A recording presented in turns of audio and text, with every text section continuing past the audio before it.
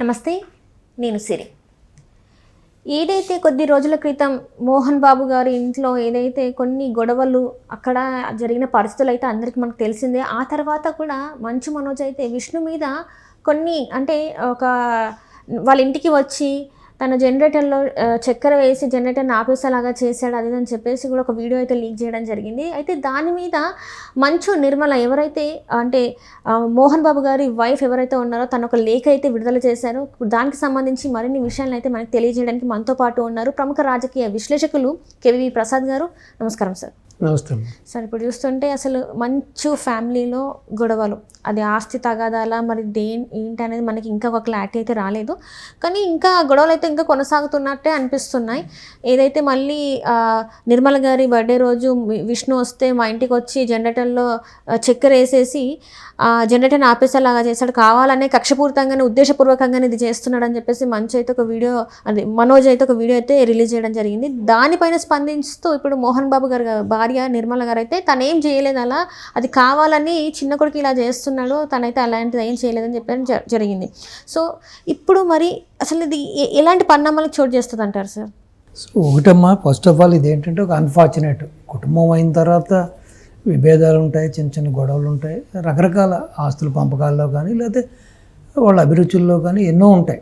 So ఇవన్నీ కూడా ఏంటంటే నాలుగు గోడల మధ్యన కూర్చొని మాట్లాడుకోవాల్సిన ఈ విధంగా బహిర్గతం అయ్యి రోడ్డుకి రావడం అనేది అన్ఫార్చునేట్. ఇది అది చాలా పొరపాటు కూడా. సో ఒక ఇంటికి పెద్దగా తల్లిదండ్రులే దీన్ని కూర్చొని సార్ట్అవుట్ చేయవలసిన పని దీంట్లో ఉంది. అసలు ఏంటి దీని మూలం ఏంటి, ఎక్కడ ఇష్యూ ఉంది, దేనివల్ల ఈ గొడవలు వస్తున్నాయి, దేనివల్ల ఉత్పన్నం అవుతున్నాయి, ఏంటి అసలు మనోజ్కి ఏం కావాలి, లేకపోతే విష్ణుకి ఏం కావాలి, లేకపోతే అమ్మాయికి ఏం కావాలి అనేది వాళ్ళే కూర్చొని తర్జన భర్జన చేసుకోవాలి. లేదు వాళ్ళ వల్ల అవ్వలేదన్నా కూడా వాళ్ళకి ఎంతోమంది ఇటు సినిమా రంగంలో కానీ వ్యాపార రంగంలో కానీ ఇటు బంధువర్గంలో కూడా ఎంతోమంది వాళ్ళకి కావాల్సిన వాళ్ళు సన్నిహితులు ఉన్నారు, బంధువులు ఉన్నారు, శ్రేయోభిలాషులు ఉన్నారు, ఫ్రెండ్స్ ఉన్నారు.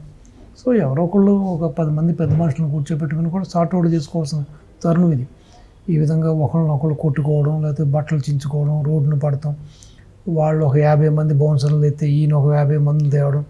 సో అలా ముగ్గురు కొడుకులు తండ్రులు కూడా ఈ విధంగా ఘర్షణ పడతాం అనేది ఇది కాదు. అదేవిధంగా ఇటు సినిమా రంగంలో కానీ ఇటు రాజకీయ రంగంలో కానీ ఆయన ఎంపీగా చేశాడు, రాజ్యసభ సభ్యుడు చేశాడు, పద్మశ్రీ వచ్చింది, అలాగే ఎన్నో సినిమాల నిర్మాత ఆయన, అలాగే ఎన్నో సినిమాల్లో యాక్ట్ చేశాడు. ఆయన వ్యక్తిగతంగా కన్నా ఇటు నటనాపరంగా చూస్తే ఆయన మంచి నటుడు, దాంట్లో నో డౌట్. సో మరి అటువంటి వ్యక్తి ఒక పద్మశ్రీ గ్రహీత కూడా ఈ విధంగా రచ్చ చేసుకోవడం అనేది సబబు కాదు. ఇది చాలా సుముఖంగా చేసుకోవాల్సిన దాన్ని ఈ విధంగా రచ్చ చేసుకోవడం జరిగింది. రెండవది, ఇప్పుడు ఏదైతే మంచు మనోజ్ ఆరోపిస్తున్నాడో ఈ విధంగా అన్నయ్య తన ఫ్రెండ్స్ రాజ్ కొండూరి, విజయరెడ్డి, కిరణ్ వేళ్లతోటి బౌన్సర్లతో వచ్చి ఆ రోజునే ఆ యొక్క జనరేటర్లో షుగర్ కలిపిన పెట్రోల్ పోయడం జరిగింది. దానివల్ల అర్ధరాత్రి సమయంలో ఆ జనరేటర్ ఆగిపోవడం జరిగింది, రిపేర్ అయ్యి 9 months బేబీ. సో 9 నెలల మా పాప కూడా ఇబ్బంది పడటం జరిగింది. సో దానికి ఇప్పుడు ఏదైతే నిర్మల గారు ఉన్నారో మోహన్ బాబు గారి యొక్క మిస్సెస్ ప్లస్ మనోజ్ యొక్క సొంత తల్లి ఈవిడి. సో ఎందుకంటే భార్య చెల్లెలనే చేసుకున్నాడు ఆయన, భార్య చనిపోయిన తర్వాత.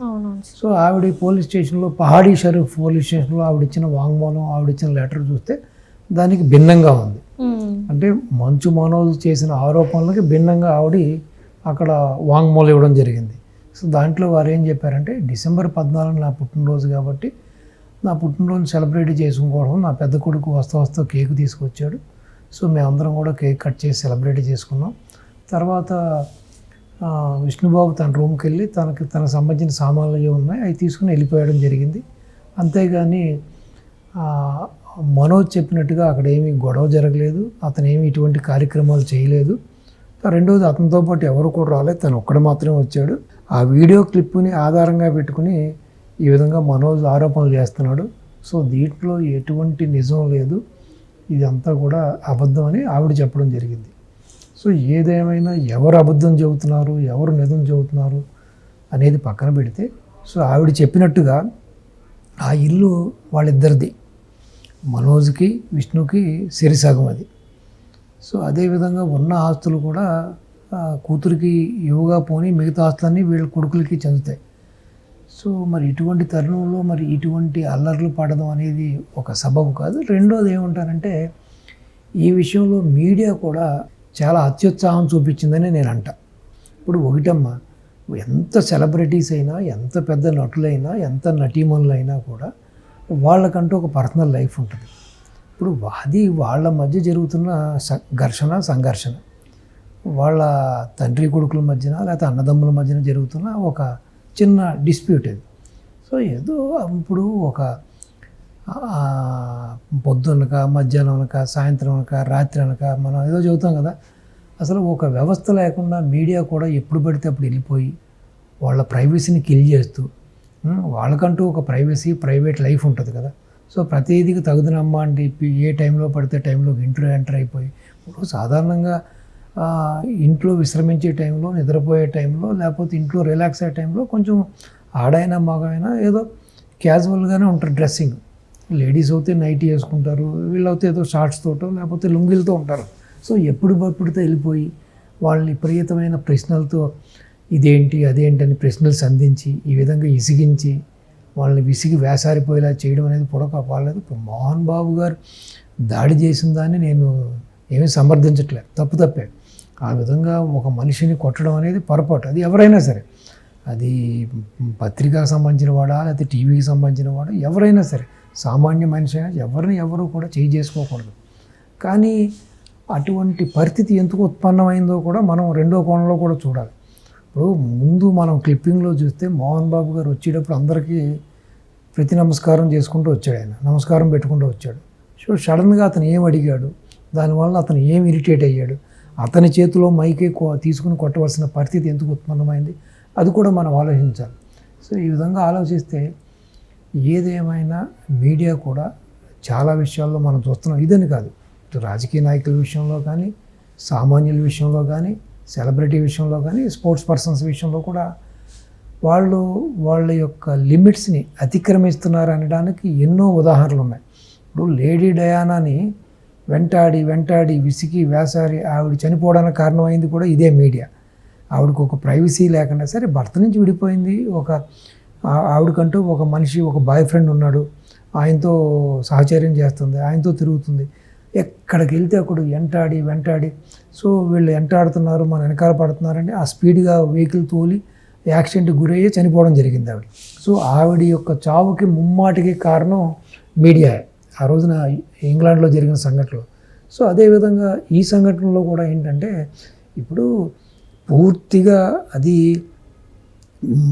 పబ్లిక్ సంబంధించిన విషయం కాదు, అది ఒక సినిమా కాదు, లేకపోతే పబ్లిక్ సంబంధించిన ఇష్యూ కాదు, కేవలం వాళ్ళ కుటుంబ సమస్య, వాళ్ళ ఆస్తుల సమస్య, లేకపోతే వాళ్ళ మధ్యన ఏదో ఒక సమస్య. అది పూర్తిగా వాళ్ళ వ్యక్తిగతం, పూర్తిగా వాళ్ళ యొక్క సొంత విషయం అది. సో అటువంటి విషయంలో కూడా మీడియా పదే ఎంటర్ అయిపోయి మైకులు తీసుకెళ్ళి ఎక్కడ పడితే అక్కడ పెట్టి మనిషి వెనకాల, మనిషి ముందు, ఇంకా వీళ్ళ ఇష్టానికి మైకులు ఉన్నాయి కదా అని చెప్పి ఈ విధంగా ఎంటపడడం అనేది సబబు కాదు. ఇకనైనా కూడా నేనేం చెబుతానంటే, ఒకటి, సో మోహన్ బాబు గారు ఐ థింక్ 70+ ఇయర్స్ అనుకుంటా, ఆయన కూడా సమన్వయం పాటించాలి, ఆయన కూడా ఇలా తొందరపాటు నిర్ణయాలు తీసుకోకూడదు.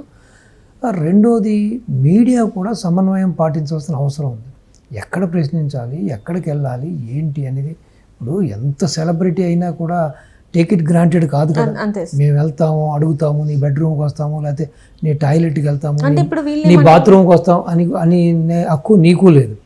సో అదేవిధంగా అంత మీరు వెంటాడి అతన్ని వేధించవలసిన పని లేదు, అది పూర్తిగా వాళ్ళ వ్యక్తిగతం. అంటే వీళ్ళు ఏమంటున్నారంటే, మీరు పబ్లిక్ ఫిగర్స్ కాబట్టి మీ సినిమాలకి మేము అన్నిటికీ యూజ్ అయ్యాము, మేము మీ ప్రమోషన్స్కి మేము కావాలి, మీ సినిమాలకి మేము కావాలి, కానీ ఇక్కడ గొడవ అంటే మాత్రం మేము రావద్దా అంటే, మోహన్ బాబు గారు చెప్పిండ్రు మీరు చేయాలి, కానీ నా ఇంటి లోపలికి వచ్చి అడిగి నా పర్సనల్ లైఫ్లోకి ఎంటర్ అయ్యే హక్కు మీకు లేదు అని చెప్పేసి తను కూడా చెప్పడం జరిగింది. 100% అమ్మా, 100% మీకు సినిమాల పరంగా మిమ్మల్ని మేము ప్రమోట్ చేస్తున్నాం, సినిమాల పరంగా మీకు పబ్లిసిటీ ఇస్తున్నాం అంటే దానివల్ల నువ్వు కూడా లబ్ధి పొందుతున్నావు కదా. నీ పీఆర్పీ రేట్స్ కోసమే కదా ఈ తాపత్రయం.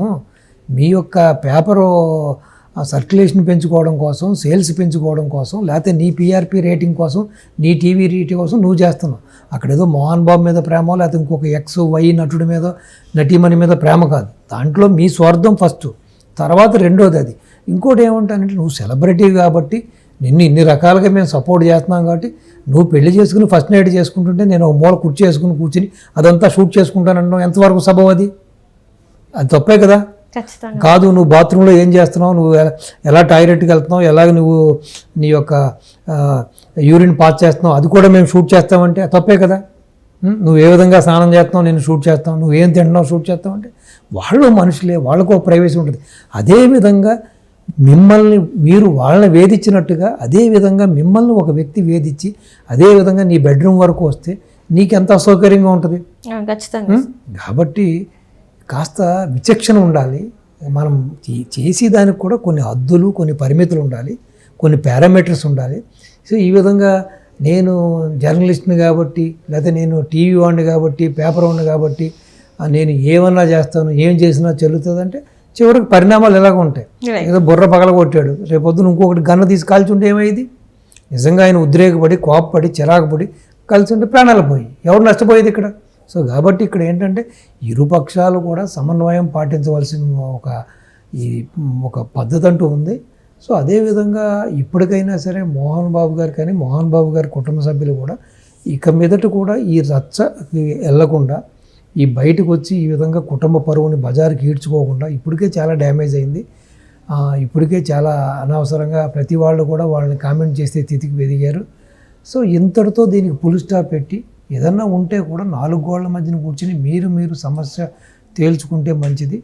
అదేవిధంగా ఎవరైనా ఇలాగా మిమ్మల్ని విపరీతంగా ఇబ్బంది పెట్టినప్పుడు, విపరీతంగా అనవసరమైన ప్రశ్నలతో వేధించినప్పుడు కూడా మీరు దానికి తగ్గట్టుగానే ధీటుగా మాటతోటే సమాధానం చెప్పడం అది సభ్యతా సంస్కారం. ఈ విధంగా చేయి చేసుకోవడం, బుర్రలు పగలగొట్టడం మంచిది కాదు.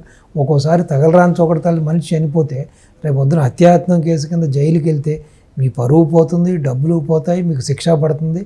కాబట్టి ఆ దిశగా కూడా ఆలోచించాలి. కాబట్టి ఇటు ఇరు వర్గాలు కూడా సమన్వయం పాటించవలసిన ఒక తరుణం. రెండోది ఏంటంటే దీన్ని ఒక పాఠం లెసన్గా తీసుకుని మీడియా కూడా ఎంతవరకు ఉండాలి, ఎంతవరకు వెళ్ళాలి, ఎంతవరకు మాట్లాడాలి, ఎంతవరకు మనకు హద్దులు, మన పరిమితులని ఒక సెల్ఫ్గా అంటే వీళ్ళగానే ఒక స్వీయ నియంత్రణ చేసుకోవాల్సిన తరుణం కూడా ఆసన్నమైంది. లేదంటే ఇటువంటి దుష్ఫలితాలు, ఇటువంటి యొక్క సంఘటనలు జరగడానికి ఆస్కారం మెండుగా ఉంటాయి. ఇప్పుడు మనిషి ఎంతవరకు అయినా సరే కూడా ఏదో ఒక సమయంలో మనిషి తన సహనాన్ని కోల్పోతాడు. ఆల్రెడీ అక్కడేమో కుటుంబంతో, కొడుకులతోటి అతను సతమతం అవుతుంటే పైపెచ్చి మీరు రోజు చెవిలో జోరేగలాగా వెళ్ళి అతను ఇబ్బంది పెడుతుంటే అతను చేసింది నేను ఆ సందర్భంలో అయితే కరెక్ట్ అని చెబుతాను, కానీ దాన్ని సమర్థించను నేను. కానీ మీరు పెట్టిన యాగికి, మీరు చేసిన ఈ విధానానికి అతను అక్కడ సమన్వయం కోల్పోయాడు. కాబట్టి మీ తప్పు ఉంది, చేయి చేసుకోవడం అతను తప్పు ఉంది. కాబట్టి ఇక మీదట ఇటువంటి సంఘటనలు పునరావృతం కాకూడదని మీ ద్వారా ఇటు మీడియాకి, ఇటు మంచు ఫ్యామిలీకి కూడా తెలియపరుస్తుంది. Right sir, right. Thank you so much sir. నమస్తే.